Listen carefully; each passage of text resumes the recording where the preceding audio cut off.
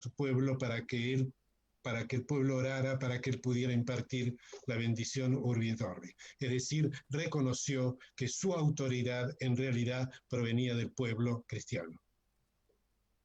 Esto, como ustedes saben, es desde el punto de vista del pensamiento católico o formal, o el pensamiento romano, es revolucionario, pero no lo es desde el punto de vista del pensamiento latinoamericano.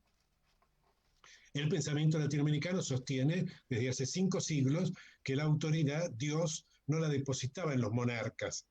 Acuérdense que en el momento que Victoria dice esto, todos los monarcas del mundo, inclusive el emperador inca, el emperador azteca, invocaban que su poder devenía de Dios o de los dioses. Y también, por supuesto, todos los monarcas europeos, asiáticos, etc. Y Victoria dice por primera vez que Dios deposita el pueblo en el pueblo, deposita el poder o la autoridad en el pueblo, y es el pueblo el que la delega, y los delegados están obligados a cumplir lo que el pueblo manda, en consecuencia de lo cual, si no cumplen lo que el pueblo ordenó, son destituidos y pueden ser inclusive castigados penalmente, ¿cierto? Bueno, cuando Francisco se inclina en el balcón, muestra este primer compromiso con el pensamiento latinoamericano, que reconoce que la autoridad, aún la autoridad eclesial, aún la autoridad religiosa, del sacerdote, del obispo y del papa, provienen o tienen origen en el pueblo, tienen origen popular. Y esto, vamos a ver, es una de las novedades que trae Francisco en 2020, ¿no? Si bien él lo fue haciendo paulatinamente, este año acentuó eso. Él dictó una constitución apostólica a fines de 2018 que se llama Episcopalis Communio, la comunión de los obispos, en el que le reconoce formalmente el carácter de única autoridad territorial de la Iglesia Católica. E introduce un elemento clave en su punto 7, en su capítulo 7, que es a quién deben responder los obispos. Y no es a la curia romana. Él dice, deben oír la voz del pueblo para oír la voz de Dios, y deben oír la voz de Dios para oír la voz del pueblo. Es decir, dice que los obispos son servidores de su pueblo y que deben seguir su camino. Inclusive lo dicen a veces detrás, a veces delante, a veces en el medio, pero deben marchar junto con sus pueblos de modo permanente. Y esto lo ha aplicado, ahora lo vamos a ver, lo ha aplicado particularmente comenzando por la Iglesia latinoamericana, introduciendo una reforma muy significativa, muy importante, que es relativa a la red eclesial panamazónica. Y entonces vamos a comenzar por la primera actividad, y ustedes párenme cuando quieran, cuando les parezca oportuno, hagan preguntas, dialoguemos, ¿no es cierto? El primer acto importante o trascendente de este año, o el más trascendente, porque Francisco habla 2 o 3 veces por día, ¿no? En esto nos recuerda Perón. Ustedes se acuerdan, Perón en la Secretaría de Trabajo y Previsión, entre el momento en que él asume la dirección, primero Dirección de Trabajo y después Secretaría, y el 17 de octubre de 1945, tiene 750 discursos, que comienzan siendo muy breves, porque él se reunía y escuchaba mucho más de lo que hablaba, y al final terminó hablando más de lo que escuchaba. Cuando en ese proceso de formulación con el oído pegado al subsuelo de la patria, de formulación de la doctrina peronista. Bueno, Francisco, ya para el momento en que emite este primer gran documento, importante documento de 2020, había pronunciado cerca de 60 discursos, mensajes, homilías en este año tan denso. Pero este primer documento muy trascendente es Querida Amazonia. ¿Qué es Querida Amazonia? Desde el punto de vista de la estructura eclesial es lo que se llama una reflexión post-sinodal, es decir, la reflexión posterior, la reflexión que hace el Papa después de que se ha celebrado un sínodo de obispos. Tradicionalmente, el sínodo de obispos emite un documento, que es una suerte de borrador sobre cuya base el Papa de turno prepara la reflexión apostólica. Pero en este caso, Francisco, ya continuando con esta reforma que él está introduciendo en la Iglesia, él dijo, el documento final del sínodo es el documento y sigue siendo el documento final del sínodo. Yo no voy a interferir ni intervenir ni participar de él. Yo voy a hacer una reflexión adicional mía. Y él recuerda que él estuvo presente prácticamente todas las jornadas del Sínodo de la Amazonia, en silencio. Al principio lo querían hacer hablar y él dijo también claramente, vengo solo a escuchar, y efectivamente solo escuchó durante muchas horas a los obispos, pero además ahí participaron. Ustedes recuerdan que generalmente participan lo que se llaman auditores o auditoras, que, como lo dice su nombre, solo pueden escuchar. Bueno, pues en este sínodo todos hablaron.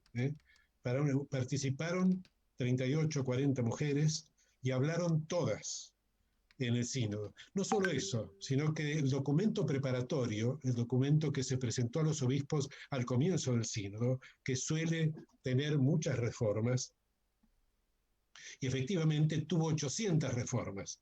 De esas 800 reformas del documento, que manifiestan la colegialidad, la pluralidad, la escucha atenta que hubo a todos los participantes, de esas 800 y pico de reformas, 530 fueron promovidas o propuestas o presentadas por mujeres. De modo que esto es un cambio también importante. El sínodo, que era una reunión exclusiva donde los únicos que hablaban, debatían y discutían eran los obispos, acá en este sínodo de la Amazonia son obispos, más religiosos y religiosas, más laicos, más laicas, que tienen un papel muy importante, muy trascendente, al punto que un cardenal canadiense al final del sínodo dijo que el aporte más rico que había ocurrido en el sínodo era el aporte de la perspectiva femenina.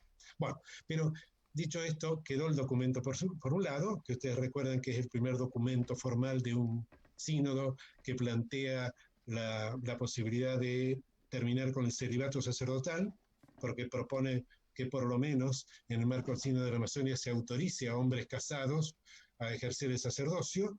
También habla, todavía no del sacerdocio, pero sí del diaconado femenino, y la admisión a las diáconas femeninas, salvo la consagración, que sigue estando reservada a los sacerdotes, esto que para los católicos es la transustanciación de harina, de trigo, del pan y el vino en el cuerpo y la sangre de Cristo. Salvo esto, las diáconas femeninas, se propone en este documento que las diáconas femeninas puedan cumplir todo el resto de funciones, lo que implica un paso importante para el conjunto de la Iglesia, del fin del celibato por un lado y del sacerdocio de las mujeres por el otro. Bueno, en este primer documento que hace en febrero, Francisco plantea 4 sueños. Es un documento hermoso, poético, pero además también muy revolucionario, no solo desde el punto de vista de la Iglesia Católica. Léanlo como creyentes de otros credos, como ateos, como cualquiera que sea la creencia o la espiritualidad que ustedes tengan, y van a encontrar que se le encienden todas las fibras del corazón y del cerebro también.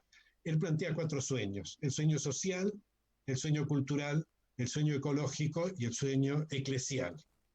Cada uno de estos sueños incluye un proceso revolucionario que en definitiva se va desarrollando, planteando para todo el mundo. Esto que decía Raúl al comienzo, la creación de una nueva sociedad humana. Y acá recuerdo, en el pensamiento latinoamericano, la búsqueda de la nueva sociedad humana es uno de los elementos centrales desde los orígenes, desde hace 500 años. Es una búsqueda permanente, de modo que en la idea, el pensamiento latinoamericano son ideas muy familiares estas. Pero quiero detenerme un poco, porque esto era un poco, me parecía, lo que es menos conocido, en el sueño eclesial. ¿Qué es lo que plantea Francisco en el sueño eclesial? ¿Qué iglesia quiere él? Entonces él ya ha dicho muchas veces: quiere una iglesia pobre para los pobres, quiere una iglesia en salida, quiere una iglesia que esté fuera de los muros de las iglesias, que esté en contacto con la gente, quiere una iglesia que esté al servicio de, que marche siempre dejándose concientizar por el pueblo, a quien considera la vanguardia permanentemente, ¿no? Francisco en todos sus documentos dice, la vanguardia desde el punto de vista de la conciencia, desde el punto de vista de la historia, son los pueblos, y de los pueblos las periferias, los subsuelos. Él usa la palabra de Scalabrini Ortiz en Fratelli Tutti, habla del subsuelo del universo. Bueno, en este sueño eclesial que él dice, quiere eso, esa iglesia. Pero además él dice, quiere una iglesia con los laicos y las laicas empoderados. ¿Eh? ¿Y se refiere exclusivamente a las laicas y los laicos católicos? No, él se refiere a los creyentes, a todos los creyentes que comparten el sueño de Laudato Si, cualquiera sea su origen. De hecho, en el Sínodo de la Amazonia participaron líderes religiosos de algunos de los 350 pueblos aborígenes que habitan el Amazonas. Inclusive algunos de estos participantes hicieron una ceremonia en la Plaza San Pedro, una ceremonia en homenaje a la Pachamama, de la que participó Francisco, en silencioso respeto, no porque ejerciera el culto. Algunos le acusaron de que se había convertido a la religión inca o quechua.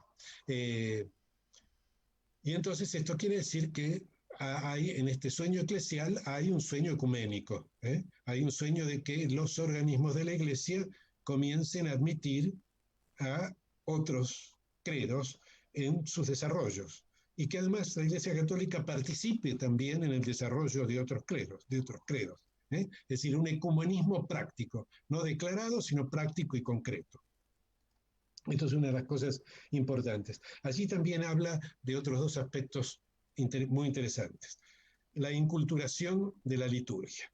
Ustedes saben que la palabra inculturación, que es una novedad desde el punto de vista de la antropología, se le ocurrió, o la dedujo Juan Pablo II, el Papa polaco, cuando en enero de 1979, poco tiempo él había sido elegido Papa en octubre del 78, en enero de 1979 viaja a México para participar de lo que era la Conferencia Eclesial de Puebla, que ustedes saben que emitió un documento bastante revolucionario para la Iglesia latinoamericana. Bueno, pero Juan Pablo cuando llegó a México, lo primero que hizo fue ir al santuario de Nuestra Señora de Guadalupe. Ustedes saben, no sé si alguno estuvo en el santuario es la culminación de una larga avenida que tiene como bulevares, etcétera, y siempre van miles de personas peregrinando hacia el santuario por esa avenida. Bueno, ese día, porque además Juan Pablo, hubo miles y miles de personas, y Juan Pablo fue hasta el santuario viendo muestras de devoción excepcionales, que nunca había visto. Y llegó al santuario ya muy impresionado, y la historia que le contó el cura del santuario, que lo cuenta en náhuatl y en castellano, ¿no es cierto? Es un cura que habla en náhuatl y repite el relato original de la aparición de la Virgen, lo conmovió tan profundamente que él dijo y explicó después muy claramente que su encuentro con Nuestra Señora de Guadalupe había sellado o había marcado, había caracterizado todo su pontificado. Y de allí dedujo este proceso de que en realidad el Evangelio, lo que había hecho, o el cristianismo lo que había hecho en América Latina, era inculturarse en las teologías aborígenes. Bueno, acá Francisco lo desarrolla en el sueño eclesial en Querida Amazonia, desarrolla este concepto. Y también habla de la inculturación de la ministerialidad. ¿Saben? El ministerio, el sacerdocio o ministerio, como uno quiera llamarlo, el orden sagrado son los que se dedican al culto. El sacerdote, hay algunos grados entre el sacerdote y el obispo, el obispo, el arzobispo, el cardenal y el papa. Bueno, él acá dice debe haber una interculturalidad ministerial. ¿Por qué? Porque las teologías de los pueblos aborígenes tienen una ministerialidad diferente, muy diferente. Y entonces habla de que es necesario este proceso de incorporar o inculturar el evangelio o el cristianismo en las teologías, también desde el punto de vista ministerial. Esto es el anticipo de la acogida de esas ideas que plantea el documento final del sínodo. Bueno, creo que yo estoy tratando de mirar esto no desde el punto de vista religioso, sino desde el punto de vista del significado que tiene, ¿no es cierto?, en la transformación del mundo, pero particularmente en la transformación de la Iglesia Católica, que es cada vez más profunda y más radical. Por eso también los enemigos que despiertan. Más radical en el buen sentido. en el sentido peronista de la palabra. Bueno, eh, acá, digamos, este documento también abre el camino a una cosa que va a seguir ocurriendo durante el año y que la anticipo un poco acá brevemente. El Sínodo de la Amazonía, ustedes saben, tuvo un actor importante que fue la Red Eclesial Panamazónica, que reunía laicos, laicas, aborígenes, gente no aborigen, etcétera, y sacerdotes de las 9 naciones, u 8 naciones y una colonia, con la Guayana francesa, que sigue siendo una colonia, como las Malvinas, organizados en red. ¿eh? Y esto organizó eso. Y acá aparece la primera gran novedad derivada de ese sínodo, que es, ustedes saben que está el obispo, que es el jefe territorial de la iglesia, y por encima está la conferencia episcopal. Por ejemplo, hay una conferencia episcopal argentina, una conferencia episcopal latinoamericana. Las conferencias episcopales, como lo dice su nombre, están integradas por obispos. Bueno, lo que ha hecho Francisco es, la red eclesial ha sido transformada, está ya formalmente transformada en Conferencia Eclesial Panamazónica. De modo que ahora tenemos una conferencia eclesial de la que participan obispos, sacerdotes, religiosas, laicos, laicas y miembros de otras religiones. Esto es importante. Hay algunos anglicanos, hay varios de teologías aborígenes, hay algún ortodoxo, o sea, hay una novedad importante en esta conferencia eclesial que comienza a ser un organismo con autoridad dentro de la iglesia, cuyo mayor número no son sacerdotes, son laicos y laicas, profesen católicos o no católicos, inclusive. Y a continuación de esto, este año se formaron las redes para desarrollar otros sínodos territoriales que ya estaban anunciados, pero este año tuvieron los primeros pasos en diversos lugares del mundo. Por ejemplo, comenzó la red eclesial de la cuenca del Congo, que abarca toda la cuenca del río Congo en África, que atraviesa varias naciones. La cuenca de el Asia del Sur, no estaría, que es una cuenca que no es una cuenca fluvial, sino es una cuenca de varios océanos, de varios sistemas de océanos que abarcan un montón de naciones. Hay Filipinas, Indonesia, Japón, el sur de China, etcétera, etcétera. Ha comenzado una red en Europa que abarca también varios sistemas, varios biomas, como diríamos desde el punto de vista ecológico. Ha comenzado en Estados Unidos, ha comenzado otra en Centroamérica y ha comenzado, en la que interviene activamente Argentina, la formación de la red eclesial del Gran Chaco y el acuífero guaraní, que abarca toda la región del Gran Chaco, argentina, boliviana, paraguayo, brasileña, uruguayo, etcétera. Uruguayo, etcétera, ¿no es cierto? En estas redes ya están participando no solo laicos y laicas, sino también algunos miembros de religiones. Por ejemplo, en la red esta del acuífero del Gran Chaco participa una anglicana, una laica anglicana muy importante, ¿no es cierto?, que está participando muy activamente en el encuentro. De manera que acá vemos dos aspectos importantes que tienen mucho que ver con la reforma de la Iglesia, pero también con una idea política central, esta de que el pueblo es el depositario de la autoridad y además el sujeto de la historia. Y por lo tanto, no son las vanguardias esclarecidas o las oligarquías o aristocracias ilustradas las que ofrecen la vanguardia o los procesos de transformación en un sentido u otro de la historia. Lo que afirma Francisco, que el que da la conciencia, el que concientiza, al que se aproxima y los escucha, es el pueblo. Lo que pueden hacer los académicos, los intelectuales, los militantes, etcétera, es abstraer ese pensamiento concreto y convertirlo en ideas o desarrollo de carácter general. Bueno, yo no sé si es muy aburrido esto, pero me parece que son procesos que son interesantes. Les reitero que interrúmpanme cuando ustedes quieran. Muy bueno, muy bueno. Va muy bien, muy bien. Bueno, sigo.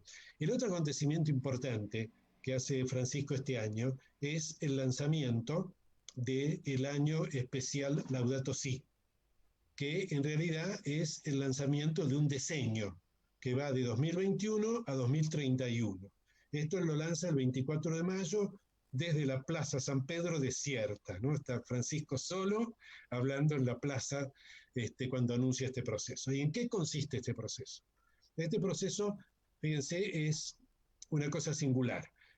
Digamos, lo que implica es que durante este año, 2020-2021, el año que concluye ahora, un número determinado, X, un número muy grande, muy importante, de instituciones de muy diversa naturaleza, instituciones religiosas, educativas, sociales, populares, económicas, etcétera, han tomado el compromiso de vivir los próximos 7 años bajo la guía espiritual de Laudato Si.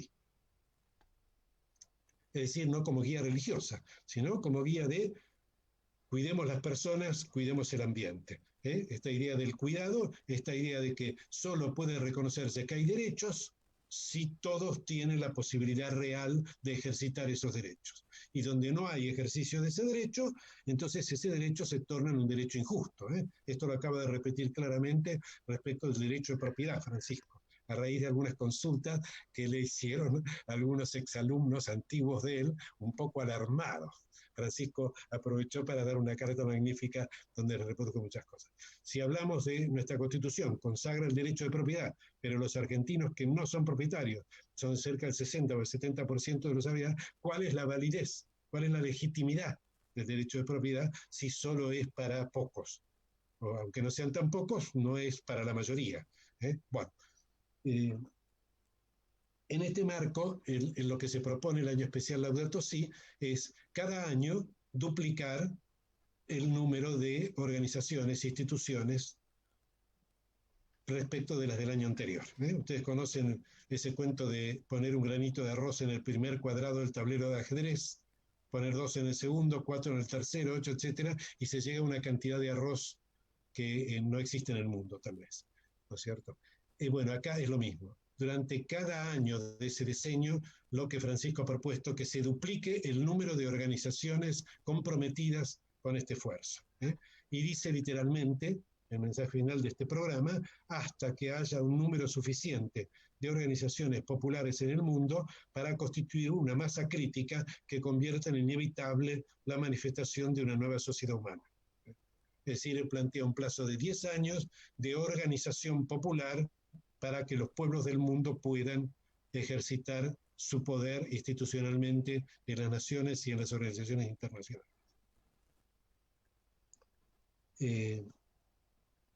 Como creo que ya son miles las organizaciones que culminan este año habiendo adherido. Hay unas cuantas de Argentina y muchas de todas las naciones. Con lo cual esto se va a ir duplicando e iremos viendo cuál es el resultado, pero es una cosa interesante. Cuando uno piensa, ¿no? Para hacer una comparación que para algunos les resulta llamativa, pero en la Navidad de 1979, en los astilleros de Gans, ustedes saben, Les Wałęsa fundó el movimiento Solidaridad. Eran 7 familias, eran 7 trabajadores con sus esposas que fundaron el Sindicato de Solidaridad. 10 años después, noviembre de 1989, casi cuando se cumplían los 10 años de la fundación, el pueblo alemán derribó el muro de Berlín. No porque quisiera el capitalismo, ni porque quisiera la democracia liberal, sino porque quería una nueva sociedad humana, porque quería una economía de justicia y porque quería la posibilidad de la participación popular en las decisiones. Acá hay un plazo de 10 años de la misma naturaleza. Recuerden que fue el mismo Juan Pablo II que poco después de anunciado el consenso de Washington, él dijo, eso es una cultura de muerte. Estas palabras, dijo, cultura de muerte. Y también dijo, esto es una guerra de los ricos contra los débiles. Con lo cual él tenía bien claro que acabar con el comunismo implicaba acabar con el capitalismo también. El comunismo y capitalismo eran los 2 grandes productos de la sociedad europea del siglo XX. Bueno, después charlaremos un poco más sobre esto seguramente. Bueno, luego el otro elemento importante de este año, ¿no es cierto? Porque uno puede decir, bueno, él está despojando de poder a la curia romana, de poder político y de poder económico. Y tiene una gran resistencia, ¿no es cierto? Manifiesta, además hay un grupo de cardenales que se encargan de tirarle piedras en las ventanas todos los días. Entonces un poco es también ver qué qué futuro tiene esto, qué perspectivas de continuidad después de Francisco. Porque además es muy difícil que después de un papa latinoamericano nombren otro papa latinoamericano, ¿no es cierto? Entonces, un poco es el tema de decir, bueno, Francisco tiene ya 83, trabaja de un modo que agotaría a cualquiera más joven, y seguramente en algún momento va a partir, ¿no es cierto? El que lo va a elegir es un consistorio, un cónclave de los cardenales, ¿no es cierto? Ese cónclave hoy está integrado por 128 cardenales, porque, digamos, hay más cardenales, pero quedan excluidos los que tienen más de 80. De esos 128 cardenales, 73 los ha designado Francisco. O sea que quedan 50 y algo que no los designó Francisco. De esos 50 y algo, si uno sigue la proporción, por lo menos la mitad votó por él en el cónclave, en el cónclave que lo eligió. De modo que él tiene una mayoría absoluta de colegio de cardenales hoy. Eso implica que lo más probable es que se elija un cardenal de los que están profundamente comprometidos con su pensamiento.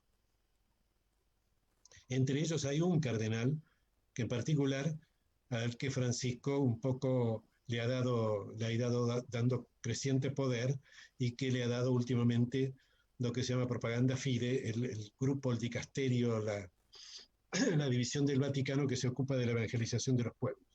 Que tiene, es el único cardenal, además de Francisco, que tiene la posibilidad de designar obispos. Y él ha elegido para este cargo a un obispo filipino, José Tagle. Tagle es un tipo joven, tiene 62 años, para obispo es un pendejo, para cardenal. Él es el cardenal más poderoso y es un cardenal profundamente identificado con Francisco. Es probable que él sea el sucesor de Francisco. Sería el primer cardenal asiático en esta cuestión. Otra cosa interesante desde este punto de vista, ¿no? Es la primera vez que un líder mundial piensa en castellano y habla en castellano, ¿no es cierto? Un líder mundial, digo, alguien que tiene una trascendencia mundial. No hay ninguna duda que Perón tuvo una trascendencia importante en el mundo y particularmente en los pueblos del tercer mundo, y también pensaba y hablaba y escribía en castellano. Pero no tuvo el alcance que hoy tiene Francisco, que habla y piensa en castellano, escribe en castellano, etc. Bueno, la cuestión es que hoy tiene casi la mitad del Colegio de Cardenales habla castellano. Es una singularidad, ¿no es cierto? O sea que ahí hay... Y Tagle, si bien no habla fluidamente, Filipinas ustedes saben que es la segunda lengua, el castellano, porque fue una colonia española en su origen, y Tagle entiende perfectamente el castellano, ¿no es cierto? Y, por ejemplo, el presidente, ¿saben quién es el presidente de la Conferencia Episcopal de Estados Unidos?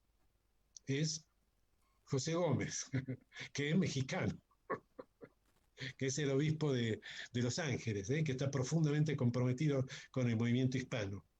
Con lo cual, bueno, todo esto va marcando una impronta, ¿no?, interesante. Bueno, lo mismo ha hecho Francisco con los obispos.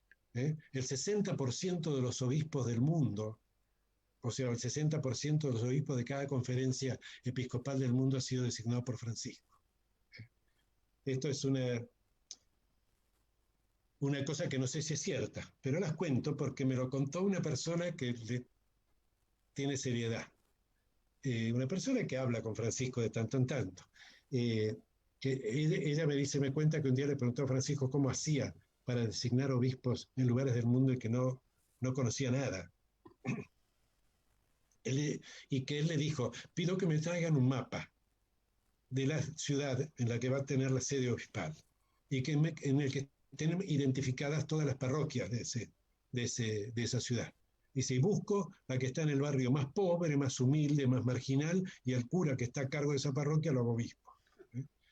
Con este método sabemos el sentido y el signo de compromiso de los obispos respecto del futuro. Bueno, el otro elemento que fue relativamente importante este año fue el Pacto Educativo Global.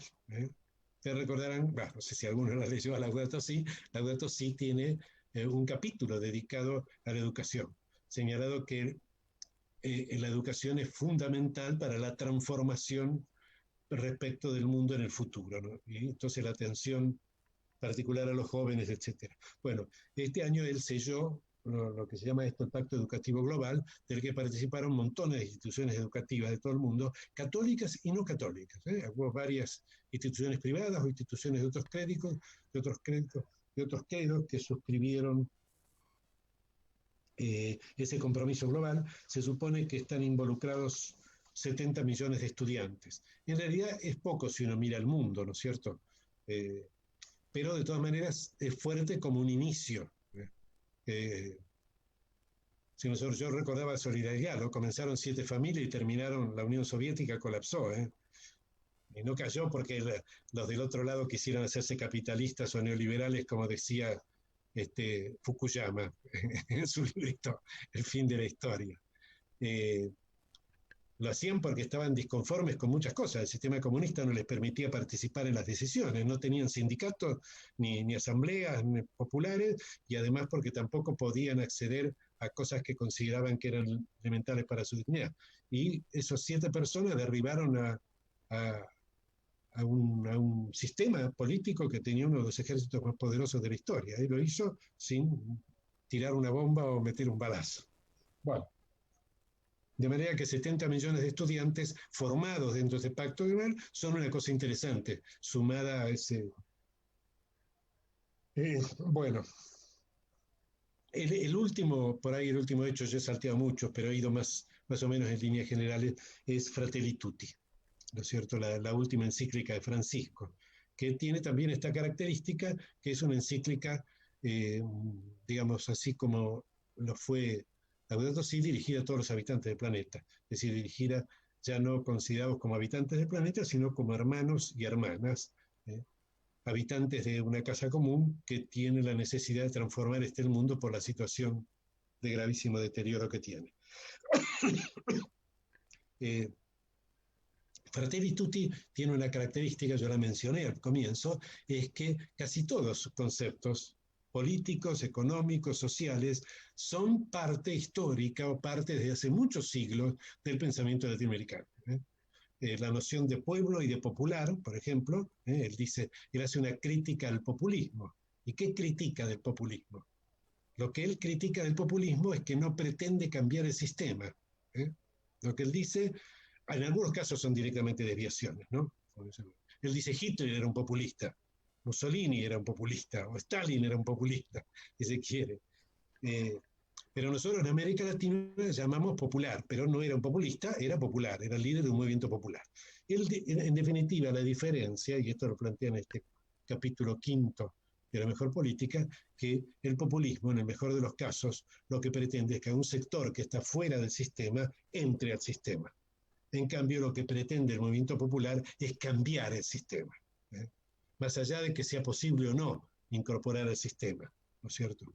En algún momento, bajo el mismo sistema económico que hoy se ha globalizado y se ha financiarizado, la población humana estaba en mejores condiciones que ahora, pero en realidad siempre en una curva descendente, y nunca hemos estado tan mal como estamos en este momento.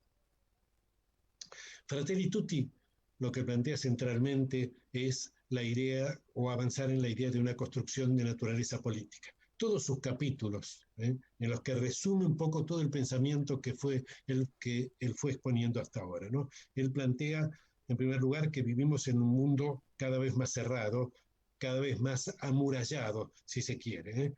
Él alude, en primer lugar, por supuesto, aunque no lo menciona expresamente, que es entre los incluidos en el sistema de derechos y los excluidos del sistema de derechos. Por ejemplo, él dice, toda persona que no tiene acceso a un trabajo digno está excluida del sistema de derechos. Toda persona que no tiene acceso a la propiedad está excluida del sistema de derechos. Toda persona que no tiene acceso a la salud está excluida del derecho, del acceso al sistema de los derechos. Y eso dice es el primer muro. De alguna manera, ese es el muro que él propone que derriben los pueblos del mundo hoy.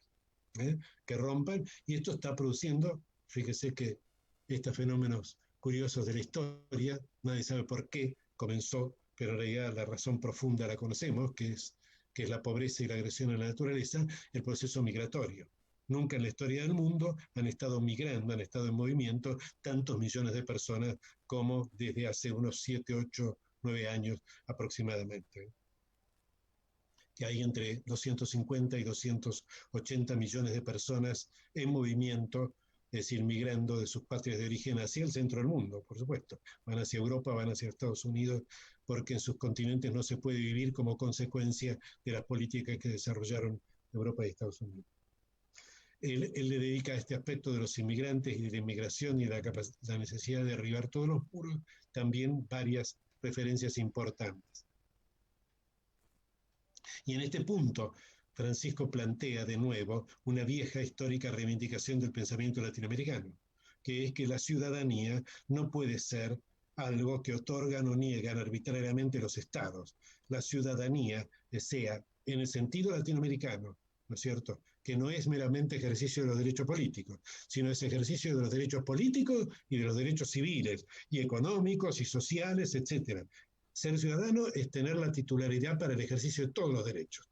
Y lo que dice el pensamiento latinoamericano es esos derechos no pueden ser negados por ningún Estado a ninguna persona que vaya a vivir a ese Estado en son de paz y dispuesto a cumplir con las obligaciones y ejercer los derechos que tienen todos los ciudadanos de ese Estado.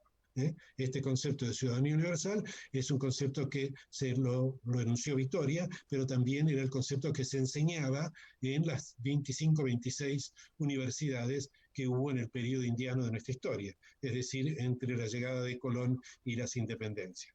Esta idea de la ciudadanía universal. La fuente, una de las fuentes, no era la única, pero dos o si se quiere, una de las fuentes, era el derecho inca, el derecho andino, ¿no es cierto? El derecho andino tenía dos instituciones que eran lo que hoy podríamos llamar un concepto de ciudadanía universal. Y Victoria tomó y la cita, en sus reelecciones cita estas dos instituciones como inspiración para la formulación de su aspiración de ciudadanía universal. También, bueno, otro elemento importante, por supuesto, es este de la mejor política, ¿no es cierto?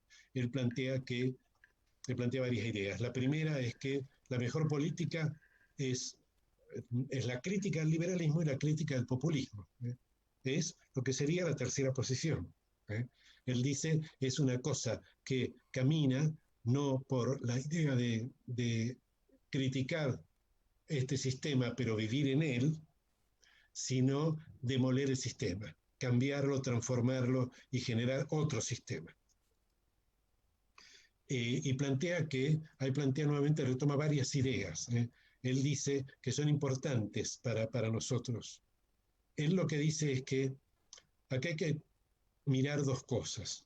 Una es comenzar a mirar a la humanidad como pueblo, y mirar al mundo como patria. Ya lo había dicho esto en Laudato Si.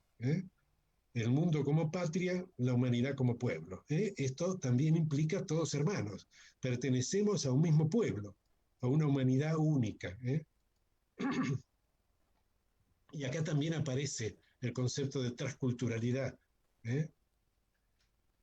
más que y sobreponiéndose al de interculturalidad. Además de la interculturalidad, que permite que haya una cultura formada por múltiples culturas, hay un proceso que es la transculturalidad, que es el enriquecimiento recíproco. ¿Por qué? Porque ¿qué es lo que tiene? Si yo me encuentro con una persona de color distinto al mío, ¿qué es lo que tiene de diferente que yo no tengo? El color, por ejemplo, ¿no es cierto? Si todo lo que una persona tiene diferente de mí es lo más valioso a mí. La persona que se parece a mí, y bueno, tiene más cosas que yo ya tengo. Esto es lo que él dice en esa concepción del mundo como patria y la humanidad como pueblo. Y a la par dice, bueno, esta es la mirada global que debemos tener. No es la mirada de la globalización, no es la mirada económica, no es la mirada del mercado. Estar en el mundo es simplemente pertenecer a un mercado en el que el más poderoso pone las reglas y el más débil se las banca o es la víctima de eso, sino centralmente es un mundo donde conviven y comparten culturas diferentes, tan ricas cada una como la otra. Y él también insiste en que no hay nada que pertenezca al mundo, que no pertenezca a la pequeña comunidad en la que cada uno se desenvuelve, ni nada que pertenezca a esa pequeña comunidad que no pertenezca al mundo. Él dice, lo local está necesariamente conectado con lo global, y lo global con lo local. Es una cosa desde un punto de vista obvia, pero es un ejercicio que tenemos que hacer. Pensar esto de que lo pequeño, aún lo más pequeño, es valioso. Aún lo más pequeño puede mover o cambiar el mundo. Tal vez la pequeña gota que pone uno es la que hace rebalsar el vaso. Y como considerada sola, es una pequeña gota, pero puesta en el vaso provocó que el vaso rebalsara. Eh, eh, bueno, el último capítulo de Fratelli Tutti está dirigido al ecumenismo, está dirigido a la necesaria coordinación de todas las religiones del mundo en este pensamiento. Esto es una cosa que yo ya la mencioné en la reunión anterior con que hay, digamos, Francisco ha logrado un proceso de unidad en torno del programa de Laudato Si, de no solo las religiones más importantes del mundo, de centenares de religiones, de cultos más pequeños. Por ejemplo, todas las religiones aborígenes en América, que siguen practicándose y tienen un abrazo ferviente a Laudato Si. Pero también la Conferencia Mundial de Iglesias, que agrupa 300 iglesias cristianas no católicas, la iglesia musulmana. Esto yo también lo mencioné, acá en Fratelli Tutti él comienza así como en Laudato Si se había referido al hermano Bartolomé, acá se refiere al hermano Al-Tayeb. Al-Tayeb es el principal teólogo sunita que está en la Universidad Al-Azhar en el Cairo.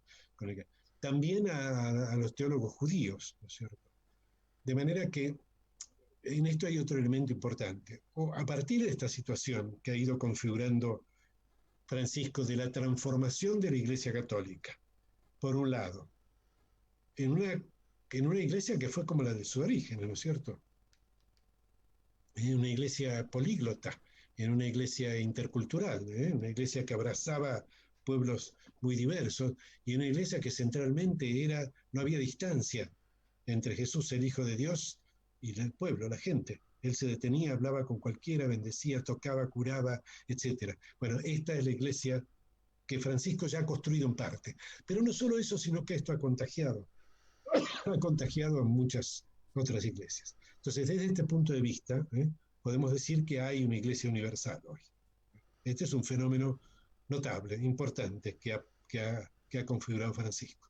Hay una iglesia, inclusive podemos decir, inclusive algo más extenso, hay una espiritualidad mundial que está orientada en una dirección semejante, genérica. También, por supuesto, enfrente hay un Estado mundial, ¿no? Hay un Estado mundial que es esto de la corporación capitalista financiera tecnocrática, que son 10, 12, 15 empresas que gobiernan el mundo, que tienen más poder que los estados, que los grandes estados inclusive, que Estados Unidos o la Unión Europea, de manera que podemos, y que además escribe las normas, ¿no? Nosotros decimos, bueno, el Congreso argentino, sí, tiene facultades, dicta leyes, pero son en realidad reglamentarias de las leyes verdaderas que dictan los grandes estudios jurídicos internacionales, que son los asesores de las corporaciones. Son los que dictan las normas de mercado, quién accede a la propiedad, quién accede a la tecnología, cómo debemos pensar, etcétera, etcétera, etcétera. Pero al lado de estos dos elementos, de que hay un Estado universal y hay una iglesia también universal, opuesta a ese Estado universal, están los pueblos como actores. Es la primera vez en la historia, y esto Francisco también lo refiere varias veces en Fratelli Tutti. Por eso él piensa que es posible hoy hablar de una fraternidad universal. ¿Por qué podemos sentirnos todos hermanos? Bueno, porque él ve algo que es perceptible para todos. Todos los pueblos del mundo, por primera vez en la historia, están actuando al unísono. Esto es lo que ha permitido la pandemia. Es una de las pocas cosas positivas que ha dejado la pandemia, que todos los pueblos puedan ver la solidaridad natural o espontánea de otros pueblos frente a la pandemia, frente a la amenaza grave a la salud. Y desde otro punto de vista, cuando uno mira, por ejemplo, lo que están haciendo los movimientos populares en la Argentina, sobreviviendo en condiciones terribles, porque si para todos la pandemia ha agravado la situación económica y la situación social, imagínense lo que es en los pueblos, en las villas de emergencia, en los pueblos marginales, donde la situación se ha tornado muchísimo más grave, y sin embargo lo que ha crecido geométricamente es la solidaridad. Entonces también podemos hablar, en tercer lugar, de unos pueblos heroicos, de unos pueblos que en todo el mundo están sosteniendo la peor situación de 2 siglos, están sosteniendo una situación de agresión económica fuertísima, de agresión natural o ecológica fuertísima. Hace poco le pusieron precio al agua, empezó a cotizar el agua en la Bolsa de Valores de Estados Unidos, que están sobreviviendo en condiciones muy, muy difíciles y muy complejas, y a eso le han agregado la pandemia. Entonces tenemos estos 3 componentes: un Estado universal que ha llevado al mundo a una situación gravísima, una Iglesia universal que está inspirada, orientada, yo no quiero decir dirigida, conducida, porque en absoluto es así, pero está inspirada en el pensamiento de Francisco, que nosotros sabemos que expresa institucionalmente el pensamiento político, social y económico latinoamericano. De alguna manera podemos decir el pensamiento latinoamericano, que se propuso al mundo en las Cortes de Cádiz de 1812, en las Cortes de Porto de 1820, perdonen que haga esta referencia, pero creo que es importante. 1812, ¿se acuerdan?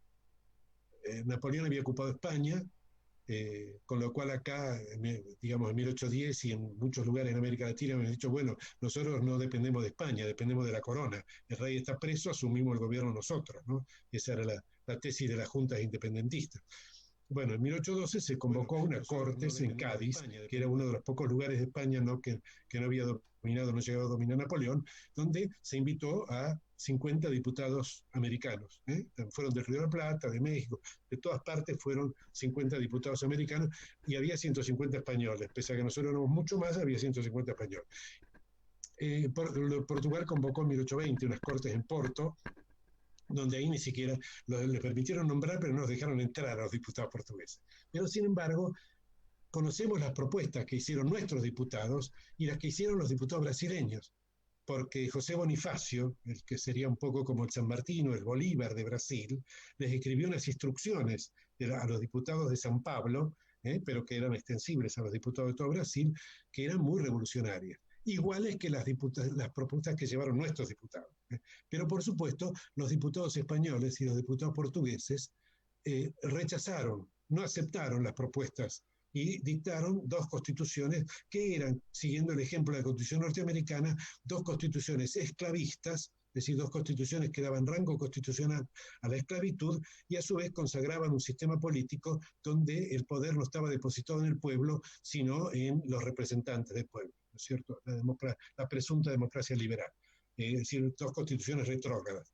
En aquel momento hubo una suerte de universalización del pensamiento, porque por lo menos en 2 congresos constituyentes europeos se plantearon estas ideas revolucionarias en nuestro pensamiento, aunque las rechazaron. En el caso de los portugueses los echaron a patadas encima. Pero ahora Francisco ha propuesto universalmente estas mismas ideas, estas mismas cosas que se vienen repitiendo desde el Sermón de Montesinos en Santo Domingo en diciembre de 1511. Estas ideas las propuso Francisco y hoy son universales. Las pensó en castellano, en la misma lengua que hablaba él o que hablaba Sor Juana Inés de la Cruz. El papel de la mujer, ve ahora con esto, ¿no? Realmente también en Fratelli Tutti hay una cosa dedicada al papel de la mujer, que es el pensamiento de Sor Juana Inés de la Cruz, que ya en su carta tenagórica y la respuesta a Sor Filatea de la Cruz, una discusión que tuvo con el obispo de México y el obispo de Puebla, y que los aplastó en una discusión teológica que los hizo polvo, ¿no es cierto? Pero además en estos documentos Sor Juana hace una crítica a la naturaleza machista de la Iglesia Católica y a la naturaleza machista de la sociedad. Bueno, todo esto está recogido en Fratelli Tutti también. Bueno, me he ido un poco por las ramas, pero creo que con esto yo termino y lo abro para el diálogo y para que conversemos un poco entre todos. Pero creo que estamos en el curso de un proceso global de transformación. Si uno agrega un último colofón, yo no sé si lo mencioné en la charla anterior, pero es interesante. Toynbee, que es un tipo muy valioso, muy interesante, que escribió ese estudio crítico de la historia, 28 tomos, que era una historia de las civilizaciones. Él decía en ese estudio que él analiza, inclusive analiza, él habla de 16 civilizaciones en la historia, 3 de las cuales son latinoamericanas, ¿no? La inca, la maya y la azteca. Bueno, pero no es a lo que voy. Él dice que la crisis de las civilizaciones se caracterizó siempre por 3 elementos: por la existencia de un Estado universal, o que pretendía ser universal aunque no lo fuera, porque en realidad solo pudo ser universal después del descubrimiento de América, la presencia de una iglesia universal y la presencia de unos pueblos heroicos, considerados bárbaros por el imperio, pero que en realidad eran portadores de la nueva vida y de la nueva idea de sociedad y de la idea de transformación y de cambio. Y esto es lo que estamos en el mundo presenciando hoy. Hay un Estado universal, una iglesia universal y unos pueblos heroicos movilizados en cada rincón del mundo. De modo que esto es un poco el aliento de la esperanza. Bueno, ahí veo una pregunta. Humberto, soy Raúl, muchas gracias abrimos las preguntas ahora, el que quiera desarrollarlo pone la manito o bueno, o abre el micrófono.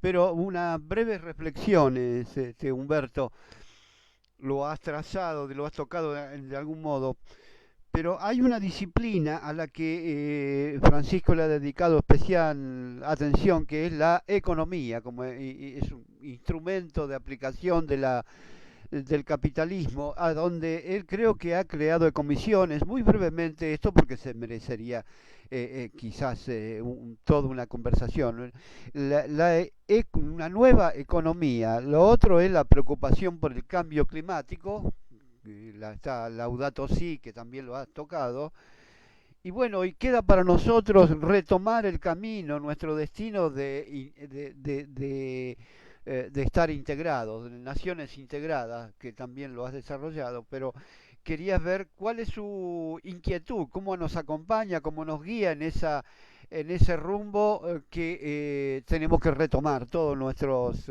países sudamericanos, sobre todo para poder avanzar sobre Latinoamérica, darle este rumbo de integración a toda Latinoamérica. ¿Cómo ves eso? Brevemente, porque ya has hablado Sí, mucho y quedan sí, preguntas de los compañeros. Adelante y perdón. ser muy rápido. En realidad me olvidé, claro, pido disculpas, pero un tema un poco la cabeza fue el acontecimiento de la economía de Francisco. La economía de Francisco, ustedes saben, convocó a miles de jóvenes alrededor del mundo, convocados por Francisco, para pensar una nueva economía. Una economía completamente diversa de la economía que ha llegado al mundo al desastre en el que se encuentra. En noviembre finalmente se hizo, porque estaba convocada para hacerse en marzo presencialmente, la pandemia lo fue postergando. En noviembre se realizó el encuentro con la participación de aproximadamente 3.000 jóvenes de todo el mundo. Hubo un grupo de jóvenes argentinos muy importante que participó y que hizo propuestas muy interesantes.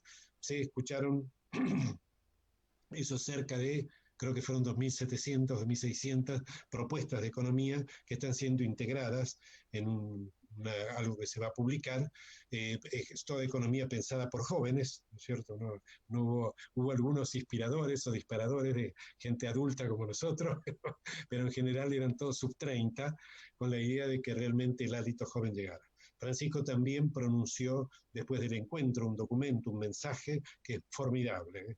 Les recomiendo que lo lean porque no es un resumen de lo discutido, es obra de la cabeza alta de Francisco, que tiene el cerebro muy activo y el corazón muy valiente, pero que es muy importante. Bueno, respecto de la integración de la patria grande, también acá en Fratelli Tutti, yo me olvidé, hace 2 o 3 referencias muy claras, lamenta muchísimo la interrupción del proceso de integración de América Latina, dice que hay que retomarlo, y también plantea que el único modo de los latinoamericanos de poder estar en el mundo es juntos, que esos otros modos de que se habla estar en el mundo, tenemos que abrirnos al mundo, en realidad es abrir las puertas de nuestra naturaleza para que sea expoliada, dañada y explotada, o de nuestra persona, de nuestra gente para que suministre trabajo esclavo o semiesclavo, ¿no es cierto? Bueno, no recuerdo si había alguna otra cosa más, pero corto Te para no estar hablando. decía cambio climático que mereció una cumbre en estos últimos días, en la que intervino también el presidente Alberto Fernández, pero tuvo una destacada participación Francisco, ¿no? Sí, bueno, sobre esto desde ya él viene planteando clara y concretamente que el rumbo en el que vamos respecto a la naturaleza es el fin de la vida humana sobre la Tierra. No solo de la vida humana, de toda forma de vida, porque él dice que hemos superado el tiempo biológico de recuperación de la naturaleza, con lo cual ya por este camino no hay ninguna posibilidad de sobrevida.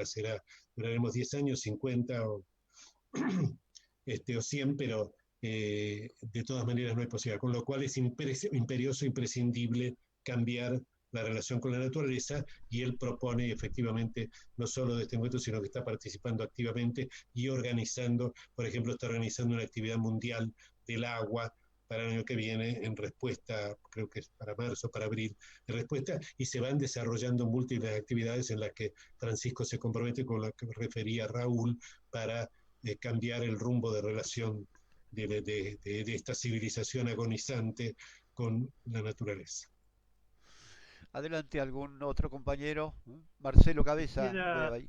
hacerte un pedido de ampliación sobre el tema de dentro de la unidad latinoamericana, de los procesos de integración, algo que mencionaste respecto de los pueblos andinos, y que esto ya viene de la época de Victoria, y que, digamos, un acercamiento de pensamientos que se nos han enseñado de alguna manera como distantes, opuestos, antagónicos, separados, y que Francisco elige también ese lugar en Bolivia para hacer tantos encuentros con los pueblos y dar algunos de sus discursos.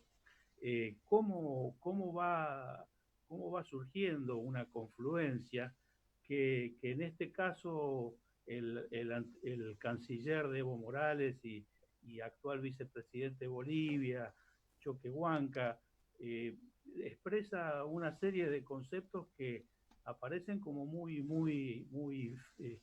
similares a lo que venimos buscando, a lo que plantea Francisco? Esto, en el buen vivir, digamos, se suele resumir, bien, pero el respeto a la madre tierra, etcétera.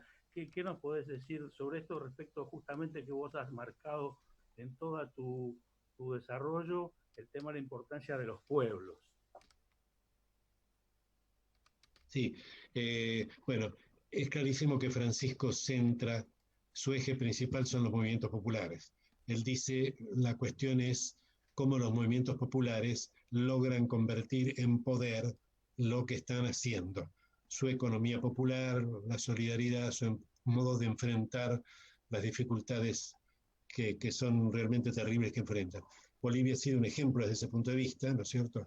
Y una demostración, además, creo que vale mucho la pena desde este punto de vista, porque él eligió, él hizo una primera convocatoria en Roma, pero para la segunda convocatoria de los movimientos populares quiso hacerla en su viaje a Bolivia, y la hizo en Santa Cruz, en el sector, digamos, menos indígena, menos aborigen de Bolivia, pero lo llenó de aborígenes. Y él designó como secretario de la Comisión Pontificia para América Latina al ex embajador de Evo Morales en Bolivia, ¿no es cierto?, Julio César Caballero. Lo puso en reemplazo de Guzmán Carriquiri, que está a cargo. Y además también él desarrolló una relación muy particular y personal con Evo, con Choquehuanca, etc. De manera que creo que ahí hay un apoyo. Digamos, Bolivia es un ejemplo de empoderamiento de los pueblos, ¿no es cierto?, de cómo los pueblos pueden llegar a ejercer el poder institucional. El punto es también ser capaces de hacer la autocrítica, porque Bolivia, digamos, este interregno de gobierno militar con desapariciones, persecuciones políticas, saqueo de la naturaleza, etcétera, se hubiese evitado si Evo no hubiese insistido en su cuarto mandato. Esto se lo dijo Lula, no se lo dijo a Evo. Entonces, creo que esto implica algo que es importante, Y ahora mismo en Bolivia hay un presidente y un vicepresidente que ninguno de los dos tiene el poder que tiene Evo. Entonces, el tema es cómo va a funcionar Evo respecto de esto, ¿no es cierto? Es decir, esto lo digo mirando hacia lo íntimo.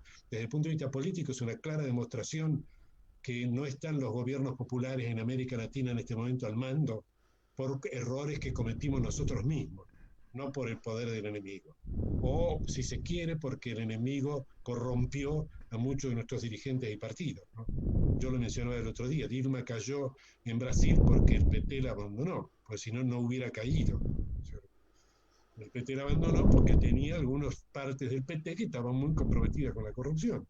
Entonces ahí había intereses de mercado, del mercado internacional y del mercado interno de Brasil, que determinaron esto. Pero creo que lo que decía Marcelo es central, es la organización popular, local, barrio por barrio, ciudad por ciudad, país por país, pero luego regional. Tenemos que hacer una unión de los movimientos populares. Yo esto lo vengo discutiendo con el gringo Castro, que además de tener la unión de trabajadores de la economía popular, tenemos que tener la unión sudamericana de trabajadores de la economía popular, porque eso incrementa, además, y porque eso puede simultáneamente exigir a sus gobiernos, exigirle a nuestro canciller y exigirle a Choquehuanca y exigirle a los cancilleres de todos los países, de cualquier tendencia que sea, que pongamos en marcha UNASUR de nuevo.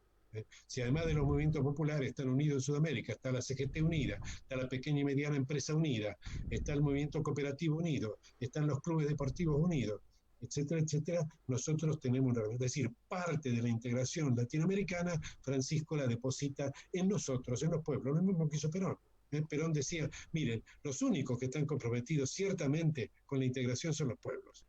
Los gobiernos, y bueno, a veces sí, a veces no, a veces los condiciona el tiempo, a veces los condicionan otros intereses, etcétera. Con lo cual creo que el punto central acá es cómo trabajamos todos para incrementar los movimientos populares y para unirlos latinoamericanamente o por lo menos en una etapa inicial sudamericanamente. Excelente. La Iglesia está dando señales en ese sentido. Esta red, esta conferencia eclesial amazónica está como integrada por laica, gente de 8 países, como dije, en una colonia.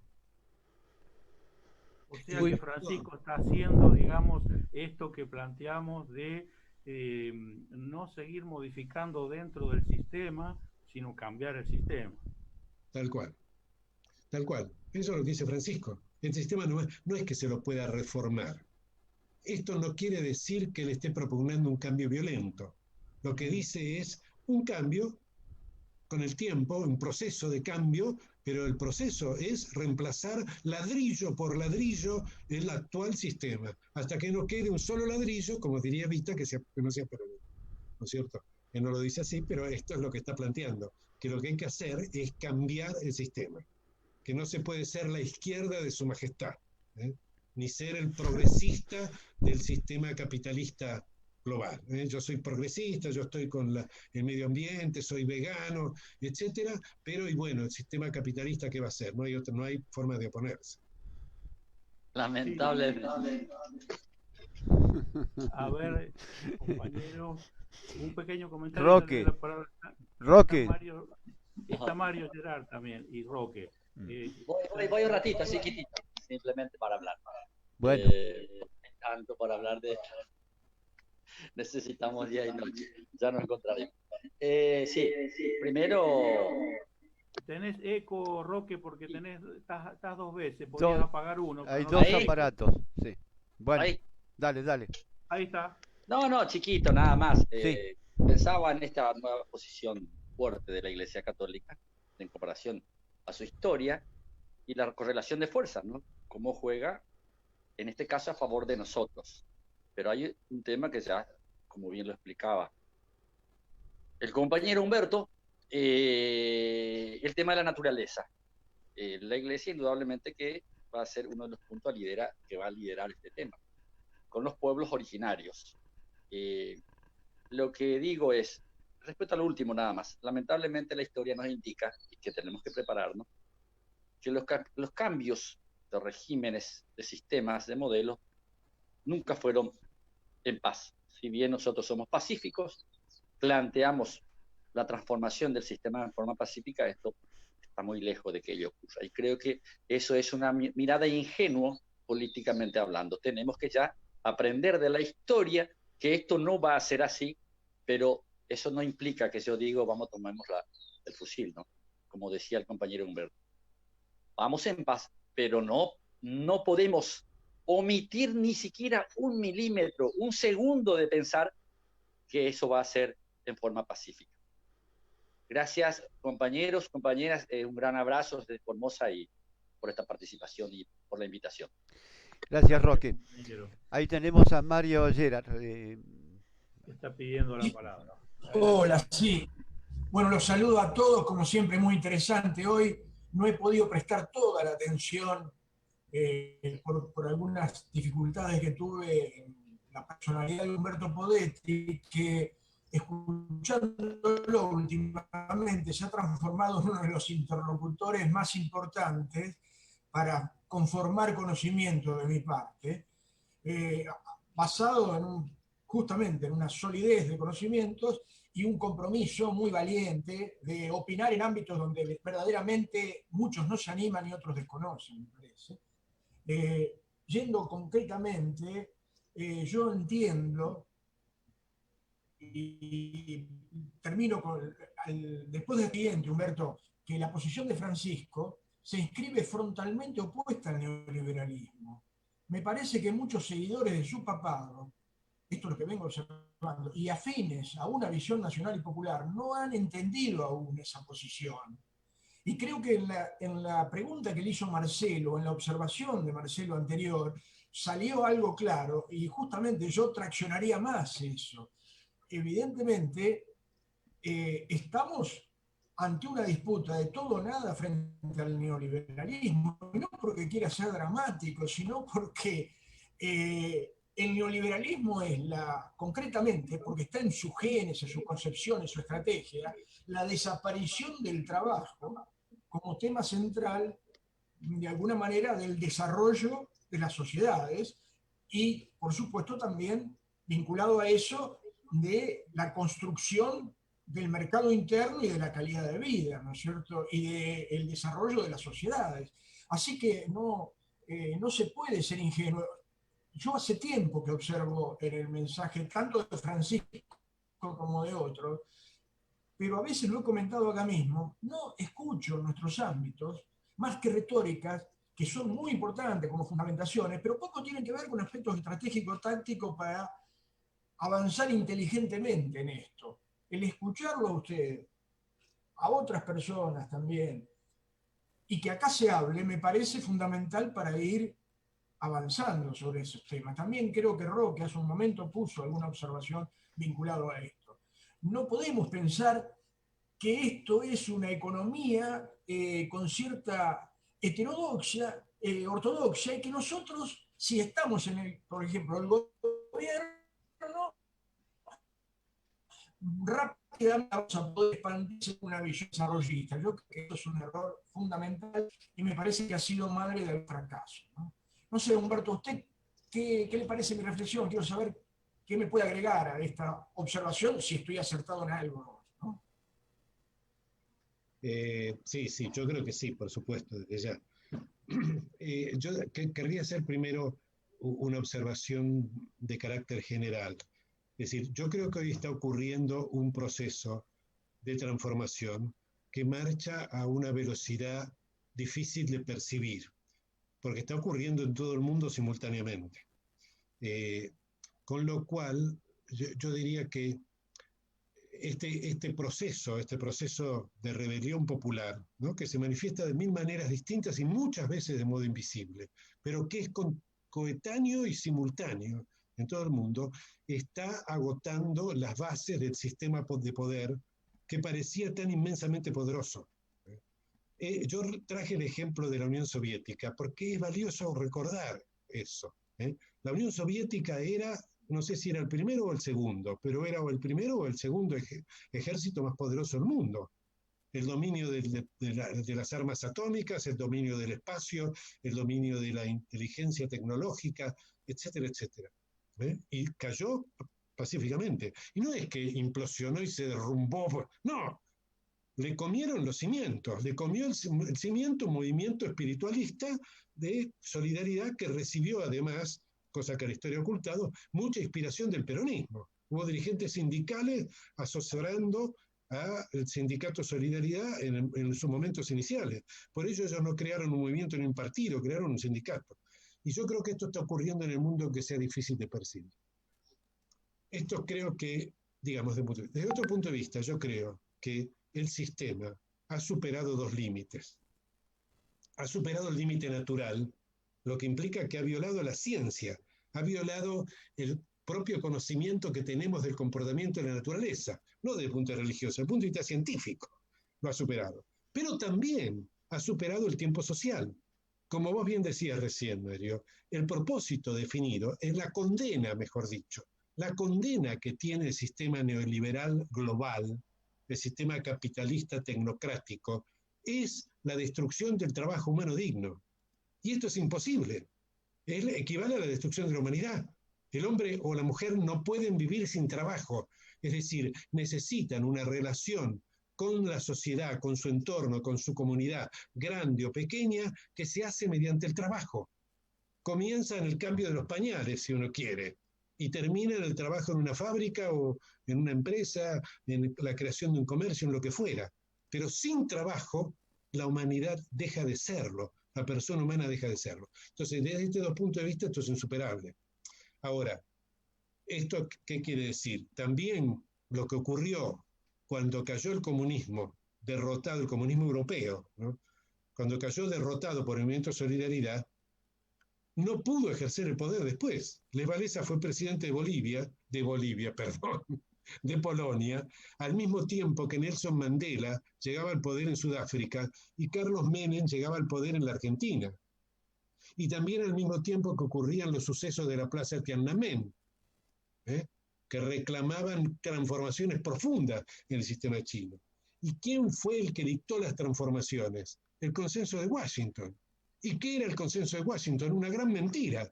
No había consenso, ni era posible pensar que la economía capitalista iba a desembocar en otro lugar diferente que el lugar que ha desembocado, que es la ruina del mundo. Es decir, ustedes fíjense, si miramos al mundo como una empresa, está en quiebra. Produce mucho más daños que los beneficios que produce. Además de que esos beneficios se acumulan en una pequeña parte de los accionistas, si se quiere, en el 5 o 10% a lo sumo de la población del mundo. Entonces la empresa está en quiebra a esto. Y el capitalismo estaba condenado a esto, no había ninguna otra posibilidad de camino, de desarrollo, ¿no es cierto? Entonces, no tener conciencia de esto, bueno, los pueblos la tienen.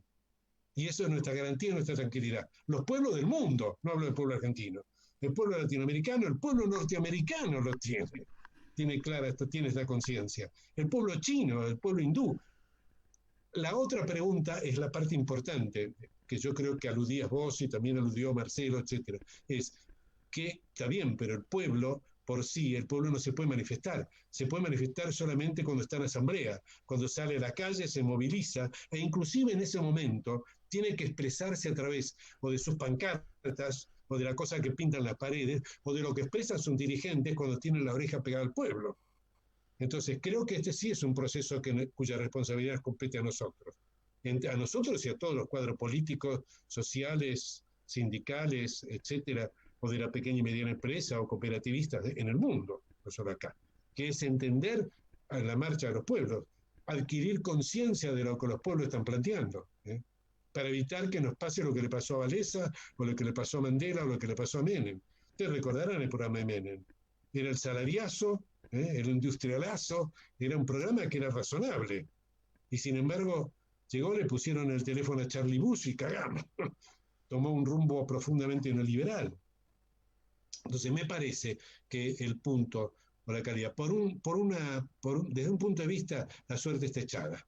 Así como estuvo echada la suerte de la Unión Soviética cuando 7 tipos en el sindicato, en los astilleros de Gant, crearon el sindicato de Solidaridad y eran 7 familias, ¿no? Por supuesto que además el pueblo polaco era católico y el pueblo ruso era ortodoxo, el pueblo húngaro era católico, etcétera, y eso permitió la propagación espiritual de este esfuerzo y esta movilización. Cuando cayó el muro de Berlín, hacía 1 año y medio, 2, que había movilizaciones callejeras cagadas a palos, con perdón de la expresión, en Berlín y en toda Alemania del Este. El muro de Berlín no es una casualidad que ocurrió por magia. Un proceso popular. No hubo dirigentes que fueran capaces de hacerse cargo de esto. Y cuando los hubo, yo digo, Nelson Mandela era un tipo, la verdad que era un tipo valioso. Y sin embargo le entregó el Banco Central de Sudáfrica al neoliberalismo. Y el Ministerio de Economía a un representante de las grandes empresas sudafricanas, que estaba en connivencia con el sistema capitalista. Entonces yo creo que esto, la pregunta es, por un lado, yo digo, La esperanza está, los pueblos marchan en esa dirección y es fatal que sea. ¿Por qué? Porque es imposible eliminar el trabajo humano. El capitalismo tecnocrático necesita eliminar trabajo humano permanentemente, si no pierde su sentido de ser. La robótica, la inteligencia artificial. Fíjense, ahora desarrollaron la computación cuántica, la computación ternaria, que no es binaria, sino ternaria. Yo la mencioné ya un poco la otra vez, y esto le va a permitir procesar los datos que hemos generado este año, que son más, muchos más que los que hemos generado en los últimos 15 años.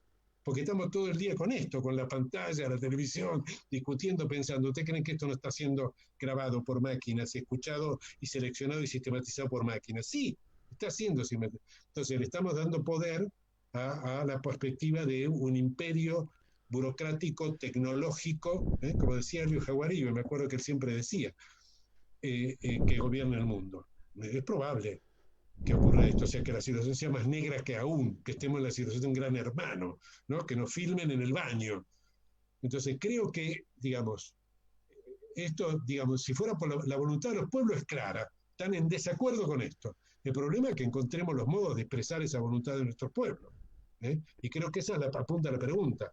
Dentro de nuestro movimiento, dentro de lo que podría considerarse el movimiento popular o nacional y popular en Argentina, o los católicos de Argentina, hay muchos que son neoliberales, confesamente o por resignación, porque dicen, sí, el neoliberalismo es malo, pero somos muy débiles, no hay nada que hacer. ¿Cómo vamos a combatir al narcotráfico si van y le ponen $1.000.000 al comisario de policía que les interesa, o al jefe de la brigada, o al juez, o al camarista? Y sí, señores, pero bueno, si no los vencemos, si no podemos derrotar eso, resignémonos. Pero yo creo que no es así, que tenemos una fuerza por detrás importante y que es posible hacerlo. Si me permiten, porque hay dos preguntas que estaban en el... Yo soy muy charlatán, perdónenme. Perdón, no creo, digamos, hay dos preguntas que son interesantes. Una es respecto de los evangélicos, no sé si está la compañera que la hizo. Evidentemente, los evangélicos son una secta, no son una religión, ¿no es cierto? No están incluidas en la Conferencia Mundial de Iglesias y son un instrumento político. Pero bueno, sí, son una herramienta negativa. El punto es, los evangélicos además tienen una calidad que laburan mucho, tienen guita, se las ponen los brasileños y laburan mucho. El punto eso lo podemos superar con más trabajo y más militancia, y creo que eso es factible y es posible. La otra cosa es, una compañera, creo que fue también, que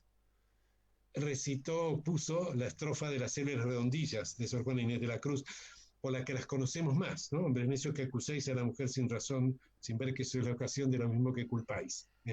Esto también es un pensamiento revolucionario, porque indica que la mujer tiene superioridad moral sobre el hombre, las mujeres sobre los hombres, la perspectiva femenina sobre la perspectiva masculina.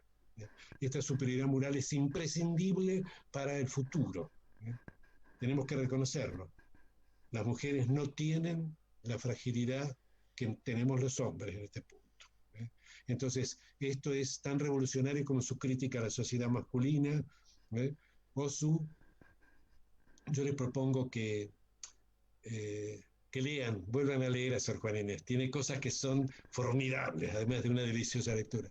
Tiene una cosa que explica por qué el pueblo latinoamericano es cristiano, ¿no es cierto? Yo recuerdo que Elio Jaguaribe, que era agnóstico, y él decía, gracias al Dios en el que no creo, América Latina es el único continente en que el humanismo es popular. ¿Por qué? Porque el cristianismo es humanista en el seno de los pueblos. Esto lo decía un tipo que no era católico. Está diciendo lo mismo que dice Francisco. Bueno.